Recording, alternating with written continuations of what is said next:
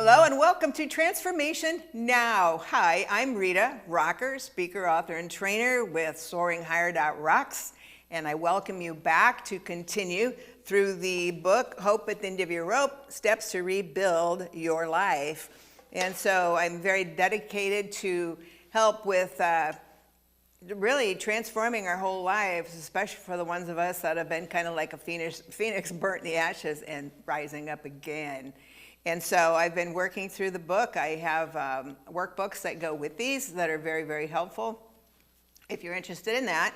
And so what I've been talking about is chapter 11, Radical Hope, Changing the Course of Your Life. And so many of us need to do that, either the entire life or a piece of our lives that is holding us back, throwing too many obstacles in our way, and keeping us from doing what we need to do to progress. We all have passions. We all have a purpose. We were born with a purpose. A lot of us, had passion since you were a little kid, but maybe you never were able to because of family issues, financial issues, health issues, just going through life, and then, another family comes along and so many things, and we look back later and go, oh my gosh, you know what? I've always had this desire in my heart. I've always wanted to do this, but why aren't I doing it? And a lot of times there have been obstacles, pieces of life where it's kept us from it. But especially as you get older, a lot of times that's the time that if you haven't been able to do it when you were younger, don't ever think you were too old. I mean, when you see people that are like 92, parachuting out of a plane and writing their first book, and like the gentleman that was in a World War II Japanese camp in America during World War II, and he was not able to graduate. I mean, he was a good person. It's just what happened in the war. He wasn't able to graduate then, so when he was 72, he walked across the stage at the Newport Beach High School graduation, where he would have graduated a whole long time ago, to get his diploma. He never let go of that dream. So, Colonel Sanders, I think he was like 65 and had gone through all kinds of trials before he started Kentucky Fried Chicken. So I don't care how old you are, you have so much value, so much experience, so many things to offer other people because of things that you've gone through and experienced in your life, and all the education and everything that you've learned along the way. And not everybody is meant to be a teacher or a coach or a scientist or something like that, but everyone has gifts from the experiences they've had that will help other people. Life is very important, but it's not all about us. There's everybody around us. And so we connect as a unit with other people, and we grow. And we're all meant to help other people as well as build ourselves up as we go forward. And I think people that are more successful are the ones who really have helped other people go forward in a lot of ways. And so no matter what you've been through, be energized by the thought, I get up, I walk, I fall down. Meanwhile, I keep dancing. Now in my case, I get up, I walk, I fall down, or I've been knocked down, literally. But meanwhile, we keep dancing. When I was Mrs. Nebraska a long time ago, and I was a brand new widow, like a month, I spoke to a large conference. It was a Christian women's conference. And a couple ladies came up to me afterwards and they said, well, you didn't talk at all about what we were expecting. And I said, well, what were you expecting? Oh, talk about pageant life and all the things that you experienced. Well, my experience that year was mostly in the hospital with him. He died shortly after my trip to the Mrs. America pageant. And I got, no, that's not my purpose. My purpose is to help other women realize when you get knocked down, you fall down, you get up, you dust your knees off, and you get back in the race. That was my purpose for being there that day. And it was like, oh, okay. So, they realized I wasn't one of those, hey, but I wanted to really talk to people on a real life level and inspire people. I remember talking to a Christian women's group when my mom was still here, and we went up to someplace in South Dakota. And I gave more of my testimony than I usually do, because quite a bit of it is bad. But anyway, these two young ladies, probably in their late 20s, came up to me afterwards, and they said, wow, thank you so much for your message. It really helped us today. And I said, why? What's going on? Well, both of our husbands are in jail for dealing drugs, and so you gave us a lot of hope. And I was always so grateful for that, that just, sometimes we have to bare our souls a little bit to help other people see, hey, if you got through it, so can I. And so I always want to think about that. And, be careful of what you tolerate. And I've mentioned that before. We have choices of what we will accept and not accept. Because when you tolerate certain, you're teaching other people how to treat you. So we want to be careful what we're going to tolerate. And a lot of times we have to slam some doors shut, and it may be very uncomfortable, but we have to do it. I was at a women's group last night, and I met a lady who is going through some of the same abusive, bad things that I've been through. And, she's trying to get through a divorce and help her kids and deal with a lot of this stuff. And she says, oh my gosh. She said, I really need to sit down and talk with you. So we're going to do that next week. And I want to help her. She wants this particular book, and just to move forward and be encouraged, but get steps to keep moving on with life while she's dealing with all the tough things in her personal life. So again, a lot of times we will tolerate things that we should not be, because it will teach people how we are going to allow ourselves to be treated. So I always want to think about that. Look through your own glasses, not someone else's glasses. Sometimes, like a parent or a counselor, a coach, a friend, a boyfriend, girlfriend, a spouse, whatever, want you to look through their glasses, how they see life, how they see things, instead of your own glasses. And so it's like, okay, does this make me feel better? Does it make me feel confident? Does it make me feel beat down when I'm dealing with these kind of things? And it's like, no. You've got to put on your own glasses and not let people try to push you into looking through theirs, because theirs might not be the best for you. A lot of times it is. A lot of times somebody's going to encourage and build up and help that person. But if that's not the kind of glasses they're wearing, where they actually care about your benefit and how you go forward, then say, I'm taking these off, here you go, and put on your glasses, what you want to experience, what you want to feel, what you know is right for you, your temperament, your personality, your goals, your desires, everything that you have in your head. And so think about that, and ask yourself, who's steering my ship? And I saw that again the other day, and I'd seen that before. Who's steering my ship? Well, right now it's pretty much me and my Father in heaven steering my ship. A lot of times, again, people will get in there and try to steer it in a whole different direction. It's like, nope, I'm taking the wheel back. I love that song by Carrie Underwood, Jesus, Take the Wheel. And sometimes I've said that, you got to take the wheel here and help me out and steer me in the right direction. And he's faithful to do that. So am I the captain taking me in the right direction? Ask yourself that. Am I the captain of my ship? And yes, my ship includes a whole lot of people. It includes family, it includes coworkers. So it's not all about me, but who is actually steering my life to work with other people, to work with the family, to deal with things like that. So again, it's not all about me or not all about you. We have to think of everyone else that's involved in our lives, but you have to steer your own ship and not let somebody take the wheel and do it for you. So it has to be your purpose for your destination and not someone else's. And think, we manifest what we believe, not what we want. I've heard things like that before, but I read that last week and I thought, that's true. We want to manifest better things in our lives, better friends, better relationships, more money, nicer car, nicer home, be out of debt. Okay, we want to manifest all those things, but that's a want to. Do we believe we actually can get out of debt and get these new things in our lives? And I thought, there's a lot of truth to that. I have to believe it. So I pray about it. I think about it.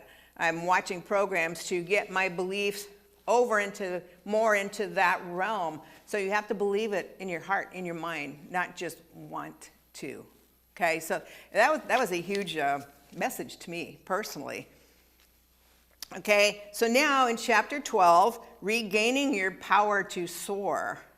Okay, some of you had power to soar, and then maybe something happened and knocked it down, so that you're trying to regain it now. Some for the first time in your whole life, maybe. You know, it's time to soar. You want to soar? Okay, let's go for it. And so stay focused on the final outcome in the big picture, because I know it's so easy to look back and think, oh gosh, I'm still in the same position. Oh, look what happened to me back then. You know, I was told I was worthless, I was no good, I was abused, I was used. Well, yeah, that happened to me too. But think about that, the final outcome. Is that where I want to end up? And I told God a lot lately. I said, I want to finish the race that you've set before me. I need you to help me open doors and to get through it. And I'm just being completely honest. So a lot of times we'll have to do that. And you know, but we have to think about who else is in our ship. Again, family, friends, co-workers, boss, whatever the case may be. And so sometimes, you know, we have to also help with some resolutions. Maybe some things need to change on the job, and it's like, well, I can't deal with this anymore. Well, do you have any resolutions? Can you solve any issues that could help you move forward? Like, again, when people leave and you get stuck with all of their work, trying to work out a plan where I can do this, this, and this, but then go to the boss and say, you're going to have to tell me what priority you want these, because I can't just get it all done. And so think about, you know, problems, resolutions. If a child, an adult child, is trying to sponge off you all the time when you need the money desperately to live on yourself, sit down and, you know, think of some resolutions. Okay, this is what we can do. I can't help you like I have been anymore because I don't have it and I'm getting way too deep in debt myself. So here are some things that we could do together. Maybe give them some thoughts and opportunities to get more education. Maybe think, who could you connect that person to that might have a great job available? You know, I know a lady who's very popular and very successful in town, and her son is 18. So when summer's here, he's going to work full-time until he starts college. So she actually posted on Facebook a week ago, okay, my son's going to work full-time. He's a big, hulky young man. He's going to work full-time. Who can suggest a place for him to work? What ideas do you all have? And I was just amazed. I actually started scrolling through all the things that everybody sent. I have this business, I could use them in this. And they were all kinds of jobs. I mean, there were some technical, there were some doing landscaping, car wash. I mean, they ran the gamut, but so many people did that. And so there, she wasn't just going to let him flounder and find something on his own. In that case, she was helping him, giving him some resolution. I don't know what he picked, but he had a ton of different opportunities because she did that. So sometimes it's just, okay, God, help connect me to the right person for the job that I should have, you know, send me to the right home that I should have, etc. And so we can do that. And so think about that and how we can work with others. So if you know somebody who could help a neighbor or a child in a particular area, maybe it's just medical advice, it's financial advice, it's babysitting, if it's a younger person, whatever the case may be, then help them with that. And so that way you're coming up with resolutions to help someone else with their finances or their life or new relationships, whatever the case may be. So think about that. And what kind of side hustle, as people call it, could a full-time person get in order to maybe earn more money so that they can go forward, get their debts paid off, and be free from that and move forward. So there's a lot of ways that we can help each other along the way. Okay, another part of this is woman power. Now, these actually apply just as much to men. This just came from a woman's book, but what I called woman power, and that is, being strong, erect posture, okay, show the confidence, have the chin up, and really show that you're a confident person, but help provide solutions for other people as you're providing solutions for yourself. And so there's a list of characteristics as a guide in a worksheet that I have in my workbook. And so you can kind of take each attribute, where are you now with that, and score yourself and think, all right, what do I need to do to move forward in my life? And so think about very thoughtfully. If we sit down with this list and we actually think about it very thoughtfully, we can go, oh my gosh, I didn't realize that. I never thought about this before.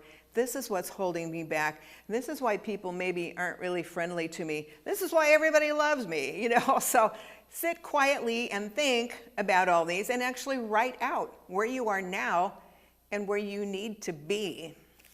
Okay, so the first one is affirmations and appreciation.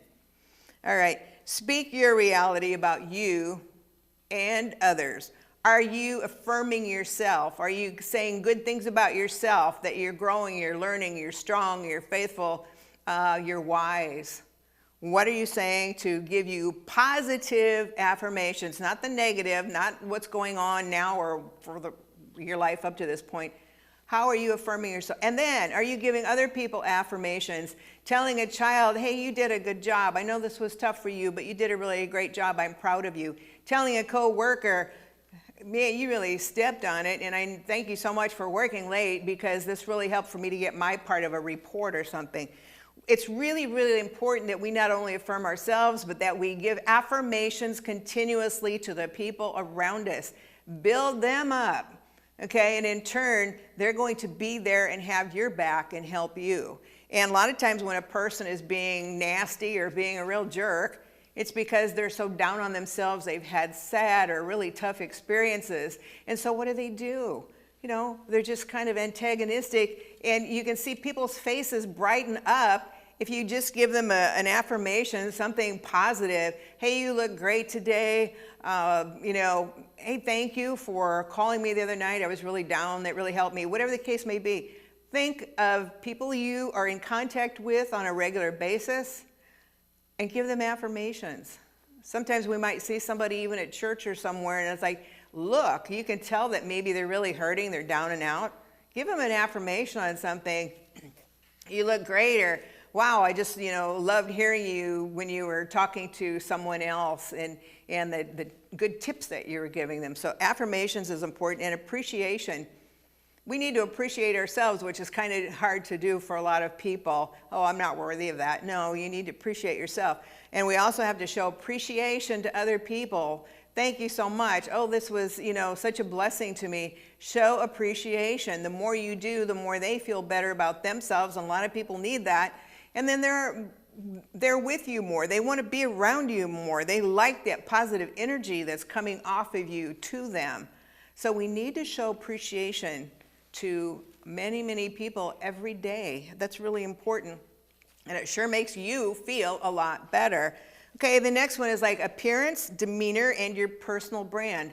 We are all a brand. Every one of us is a brand. What does our brand say? As far as appearance, are we taking care of our appearance? We don't have to have expensive clothes, but are they clean? Are they raggedy? I remember a guy many, many years ago who played in a popular band, but then he was also a hairdresser by day. And one time he said, you know what I look for first in a woman? Well, I was expecting, a tacky answer, of course. And I said, no, what? He said, her teeth and her hands. Because I know if her teeth and her hands are well taken care of, she cares a lot about who she is and what she does. I about fell out of the chair when he was cutting my hair. I was like, oh my goodness, yes. And so I try to help people realize, we make judgments about if people's shoes are all scuffed up or if they're dirty or if they're polished. I mean, people have done that in the working world as well. And so think about appearance. When I was working for a huge company that's now defunct, and I was working in human resources, this man came in. He had all the education. He had excellent manners. He had work experience. He said, had everything that this hiring manager was looking for. And she said, I'm not hiring him. And I said, well, why not?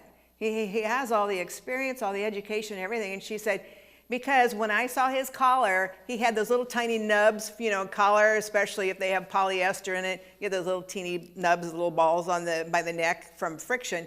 She said, I noticed he had a lot of nubs on his collar, and to me that shows a lack of attention to detail. So I'm not comfortable hiring him. And she's like, really? You're kidding me. But no, she wouldn't. And he even sent her flowers with a thank you note for the interview because he really wanted this job. He was very qualified, but it was those nubs on his collar. So we have to think about appearance. Again, like I mentioned last time, watch other people. If they're succeeding up a successful ladder, what are they wearing? How are they reacting? How do they communicate with people? Because we learn a lot by watching, emulating the good parts of it. That doesn't mean trying to copy somebody who's so far distant from you that you can't really grasp that. Don't do that. You don't want to not be yourself. But think about appearance, think about their demeanor. Are they happy, sad, angry, confident? Are they helpful? What is their demeanor? What are they projecting to everybody that they talk to? Think about your demeanor. What is your demeanor like? Is it all slumped down and sad, angry, depressed, feel like you're not going to be worth anything, so you project that? So what is your demeanor? Because we constantly feel energy. Everything is made up of energy. That's a scientific fact. Is your energy positive? Is it negative? What is your energy? What is their energy?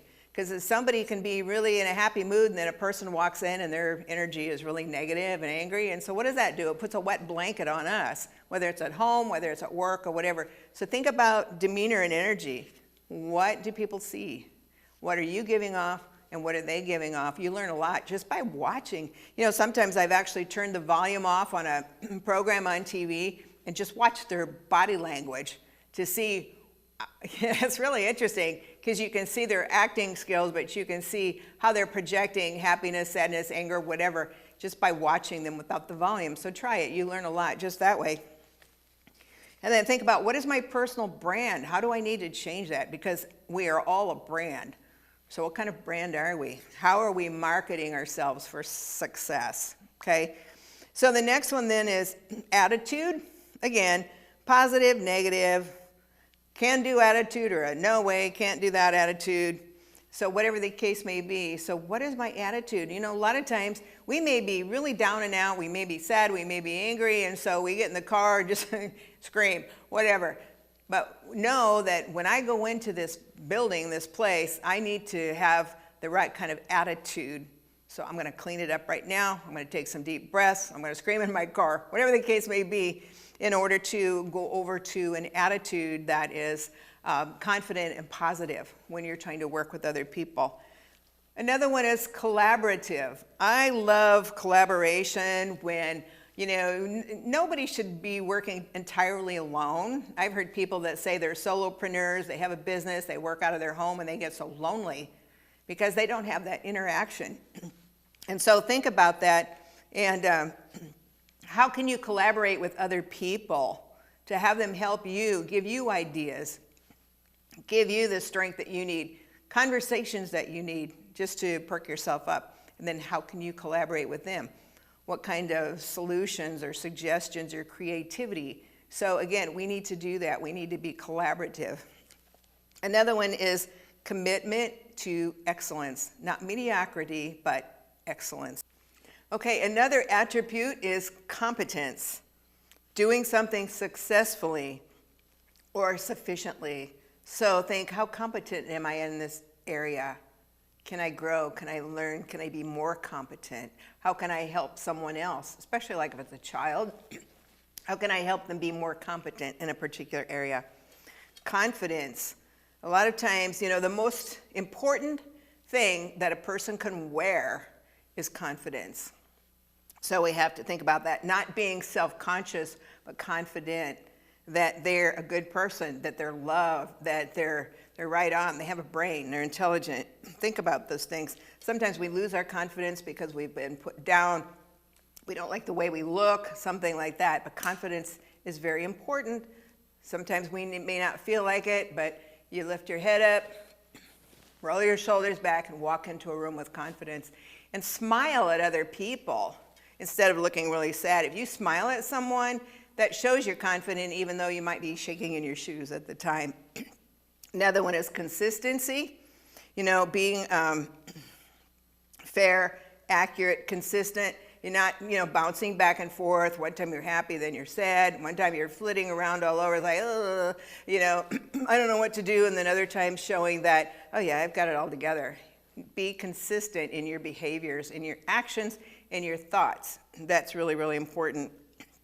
Courtesy and respect. I remember working again at this large company where one of the senior vice presidents made sure he said hello to everyone. It could be somebody emptying the waste baskets, and he treated them exactly like he did the directors and the vice presidents and everybody else. So that's what we need to do. Courtesy and respect. We're all God's kids. Nobody's any better than the other one, not really. And so we always need to show courtesy and respect to others, and then also to yourself. Criticism needs to be constructive and not destructive.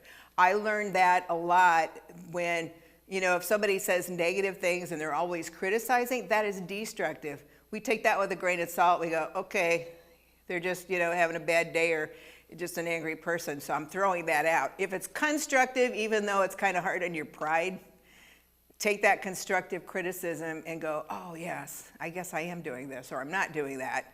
I'm not answering the phone professionally. I'm not really treating people in a professional manner sometimes. And think about, if it's constructive, take it. If it's destructive, throw it out. And then the last one is inspiring other people, inspiring them to go forward, to do what they need to do, what they love to do, what they want to do, and just inspiring them. Be as inspirational as you can to those around you, and you will help transform so many people's lives by doing that. So we'll continue on with this in the next program. I wish you all the best, and continue to work on the things that will build you up and change your life.